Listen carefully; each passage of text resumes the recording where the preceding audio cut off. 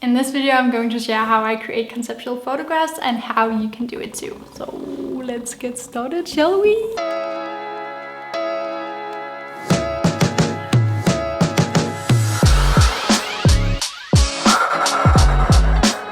Hi and welcome back to my channel. If you're new here, my name is Elysia and I love photography.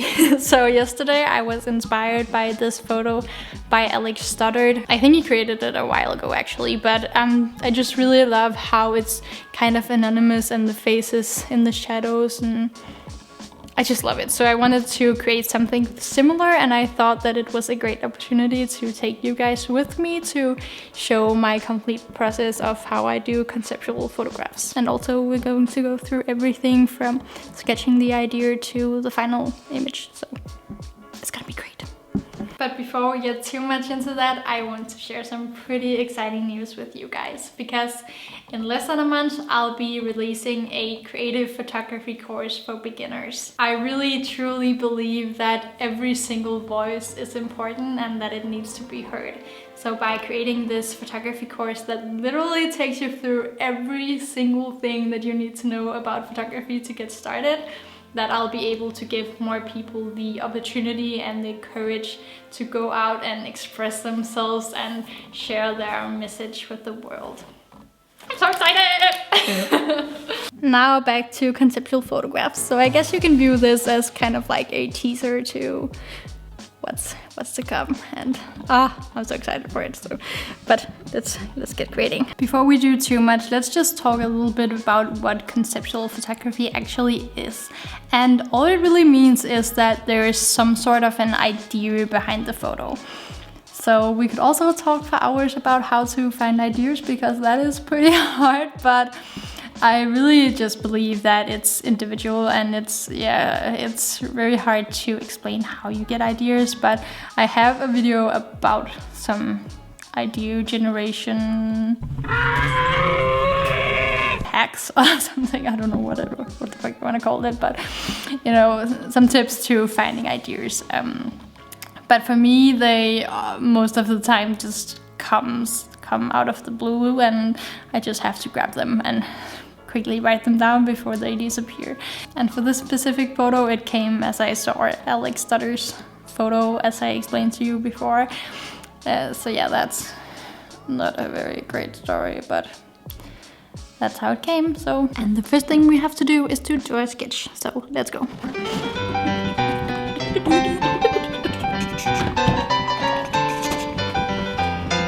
So that's the sketch that I made. It's very simple. I just wanted to take a portrait with a straight circle. For in Alex's photo is more like, you know, veiny almost, with the black pencil strokes or paint strokes or whatever you want to call it. But I wanted to make a very like perfect circle in my face that's blue, and then I want to use, just a second,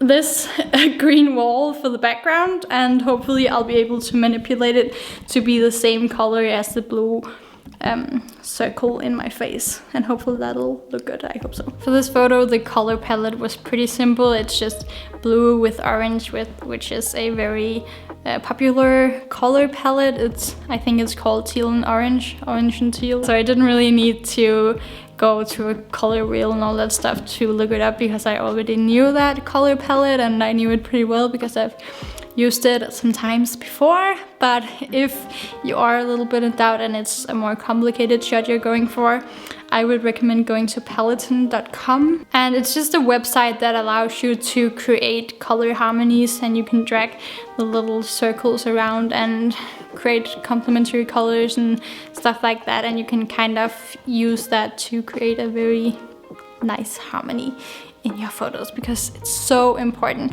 I think colors, especially for beginners in photography, is very underrated, and it's just it's important, okay? So you need to learn about that. I already have a video about color theory if you want to check that out, so you can find that right here. Is it right here? God, I hope it's here. If it's here, it's a card right there, yeah.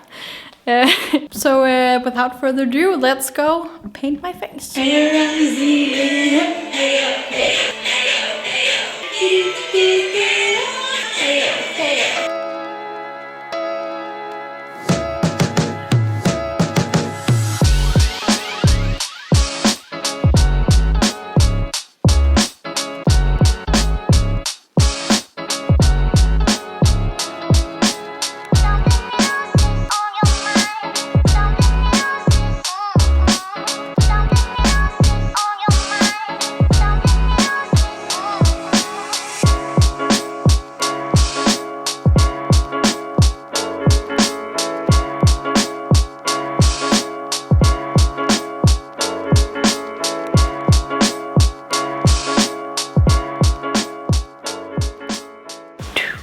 Hello! I know it looks very weird not right now, but I really hope that I'll be able to make it look like it's very even and just like a blue spot in the middle of my face, because I couldn't really get to do that with the makeup. If you get close, you can pretty clearly see that it's very uneven and not very nice looking, so yeah. Hopefully you will be able to work with it. The first thing I do every time I do photo shoots like this, mostly self-portraits, is that I take some test shots where I can just see if I think the pose works and the lighting works and all that stuff, and then I go and adjust it if it's not really right. There was not really a lot to set up when taking this photo. Actually, I just put my camera on a tripod in front of two windows that are in the living room. You can see the windows right here in front of that one and that one. So I just had light coming straight onto my face, just like I have right now. It's very simple, not very interesting. I actually wanted it to be more interesting light. I wanted it to be more shadowy like in Alex's photo, but if I had to do that, I would have to stand over here up against that wall, because then the light would be coming from that direction and in here. That makes sense, but I didn't want that pattern in my photo, so I had to compromise a little bit.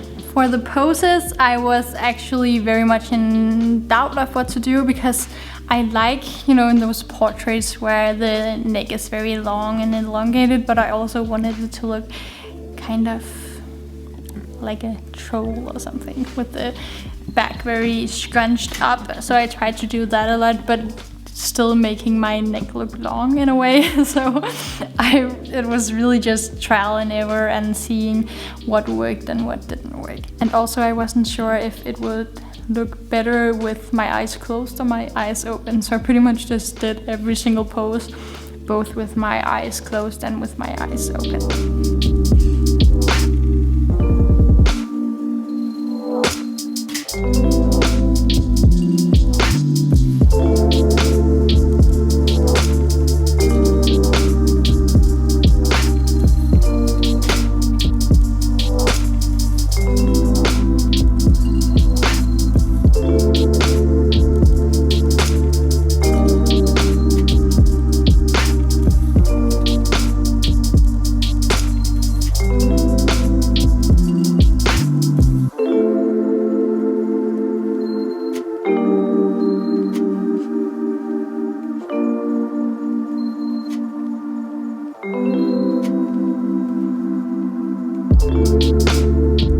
In just a minute, I'll show you the final photos and the before photos, because in pretty much all of my images, the editing is just a huge part of it, and yeah, it's just a huge part of it, and really, that's really when the photos become art.